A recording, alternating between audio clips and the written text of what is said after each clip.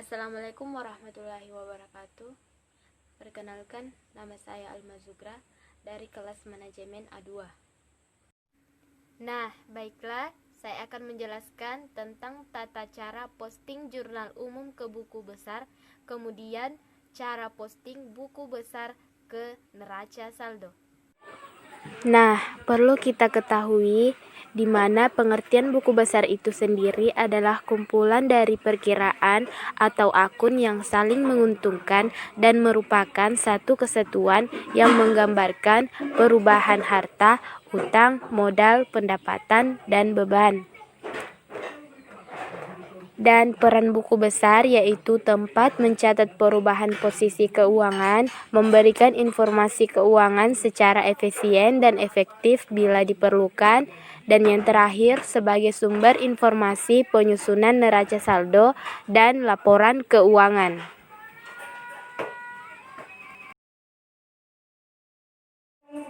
Sedangkan posting adalah proses pemindahan ayat-ayat jurnal yang telah dibuat dalam jurnal umum ke buku besar. Pengertian neraca itu sendiri adalah suatu laporan yang memuat daftar akun beserta saldo-saldonya, baik itu akun yang bersaldo debit maupun yang bersaldo kredit.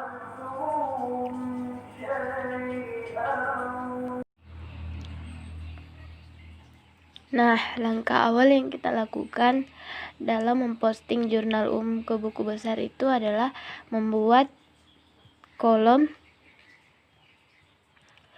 untuk buku besar. Kolom-kolom ini saya menggunakan bentuk stapel, di mana kolom pertama berisi tanggal, kedua keterangan, ketiga referensi, keempat debit, kelima kredit, keenam saldo, dan saldo ini saya bagi dua lagi menjadi debit dan kredit.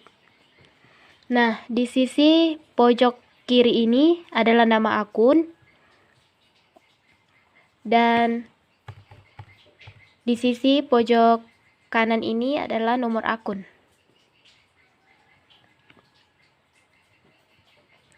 Jadi saya membuat 5 kolom karena dalam jurnal umum saya terjadi 6 transaksi, di mana nama akunnya adalah kas, modal, utang usaha, perlengkapan, prip, dan beban gaji, dan pendapatan jasa.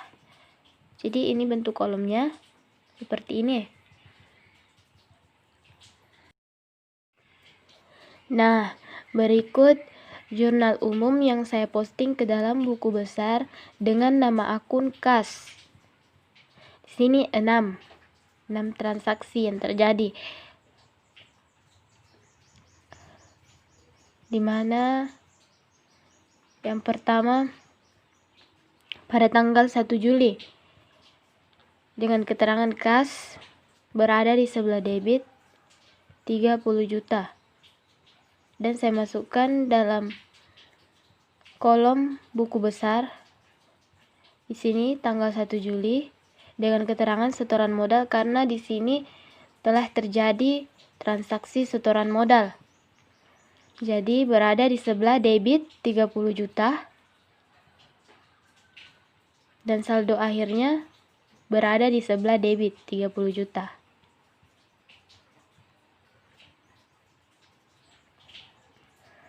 Dan kita kasih referensi JU01 karena jurnal umum saya itu berada pada halaman 1.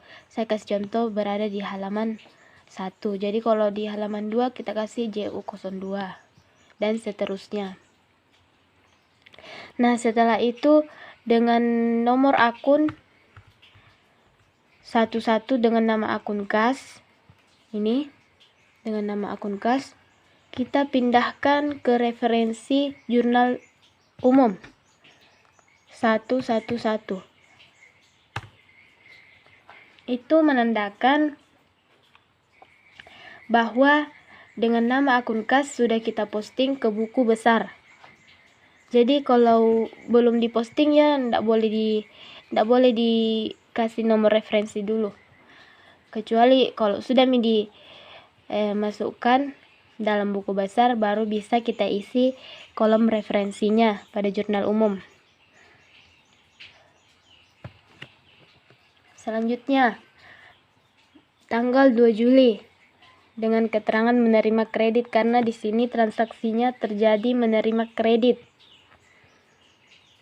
Berada di sebelah debit. Jurnal umumnya 2 Juli. Keterangan kas di sini menerima kredit, di sebelah debit 20 juta. Kita masukkan di kolom keterangan menerima kredit, referensi JU01 berada di sebelah debit senilai 20 juta. Dan saldo akhir berada di sebelah debit, karena debitnya kan bertambah, jadi kita tambah 30 ditambah 20 juta. Menjadi 50 juta. Nah, nih hasilnya. Ini hasilnya 50 juta, saldo akhirnya berada di sebelah debit. Selanjutnya, pada tanggal 3 Juli 2020 dengan transaksi yang terjadi di sini membeli perlengkapan.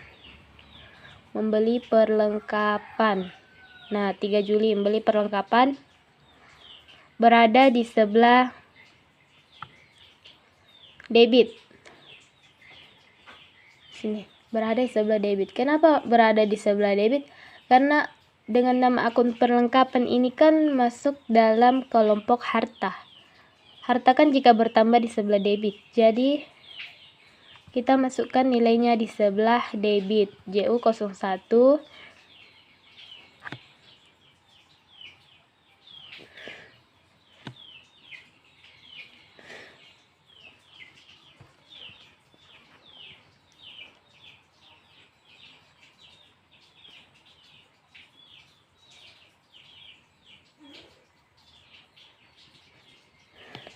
JU01.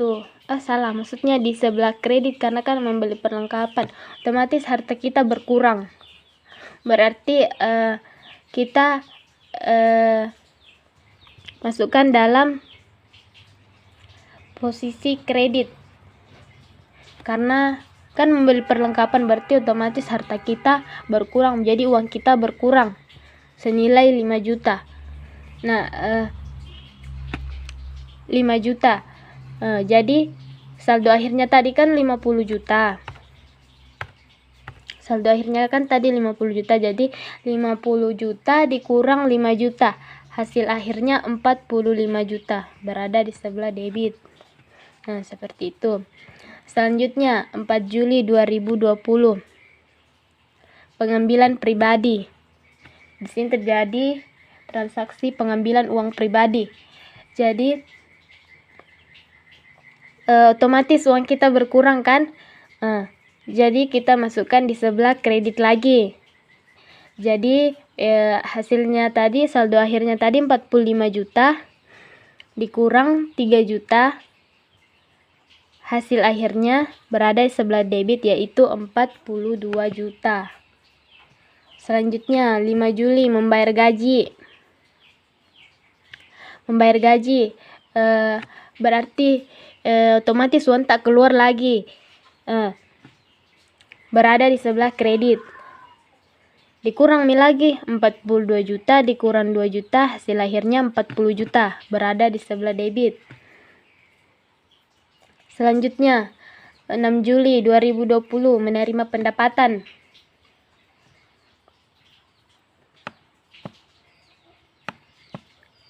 Menerima pendapatan berarti uang kita bertambah, harta kita bertambah lagi. Berarti kalau bertambah harta tak berada di sebelah debit. 6 juta. Tadi kan saldo akhirnya 40 juta, berarti kita tambah 40 juta ditambah 6 juta. Hasilnya 46 juta. Nah, ini hasil akhirnya 46 juta. Selanjutnya dengan nama akun modal. Pada tanggal 1 Juli terjadi setoran awal, sama seperti tadi yang di akun kas. kita kasih kan sama transaksinya, jadi keterangannya dikasih sama juga. Setoran awal JU01.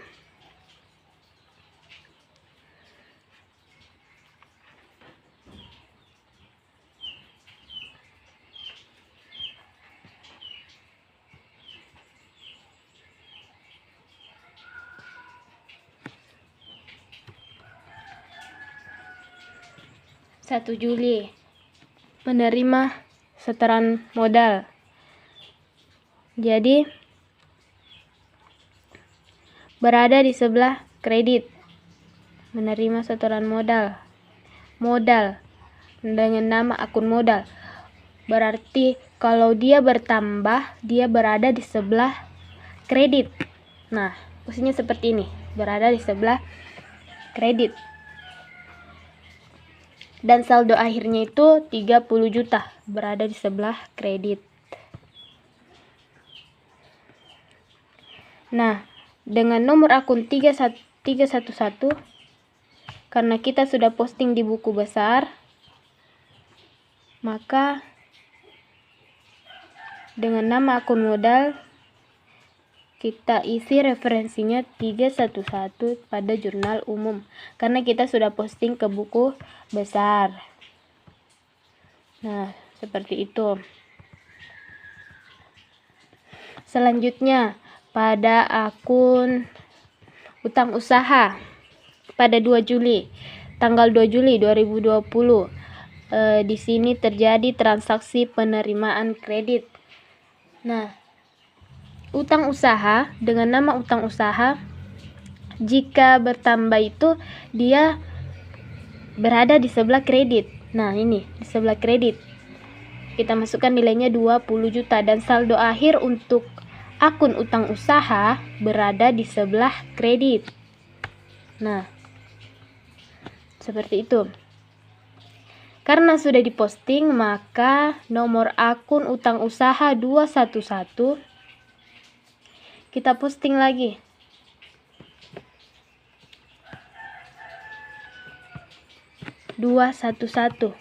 Karena sudah diposting.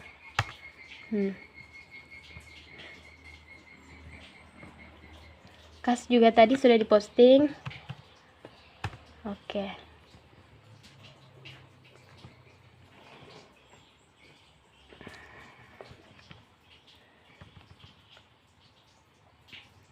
Selanjutnya dengan nama akun perlengkapan. Di sini terjadi transaksi membeli perlengkapan.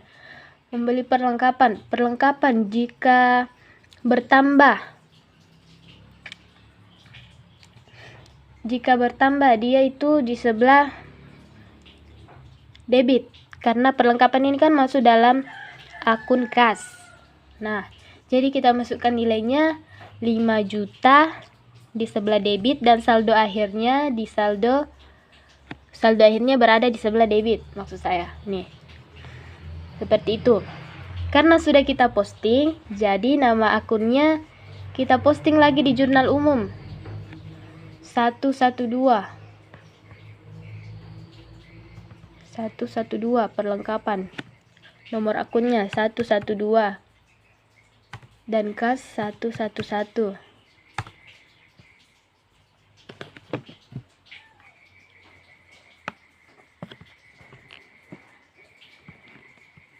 Nah, seperti itu.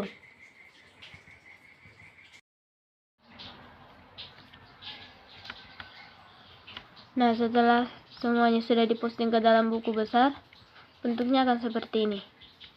Hasil akhirnya akan begini. Seperti ini. Nah, setelah selesai, kita akan posting buku besar ini ke dalam neraca saldo. Nah, berikut cara posting buku besar ke neraca saldo. Yang pertama, kita buatkan kolom dengan nomor akun, nama akun, debit, dan kredit. Setelah itu kita masukkan nama akun kas, dan nomor akunnya. Dimana kita dapat nomor akun dan nama akunnya itu di sini tadi di buku besar. Nama akunnya akun kas, dan nomornya 111. Kita tulis. Setelah itu kita cari saldo akhirnya berada di sebelah mana. Nah, saldo akhirnya tadi itu berada di sebelah debit senilai 46 juta. Begitu juga seterusnya dengan nama akun yang lainnya. Kita cari saldo akhirnya berada di sebelah mana. Nah, selanjutnya dengan nomor akun 311 dengan nama akun modal, dia saldo akhirnya berada di sebelah kredit senilai 30 juta.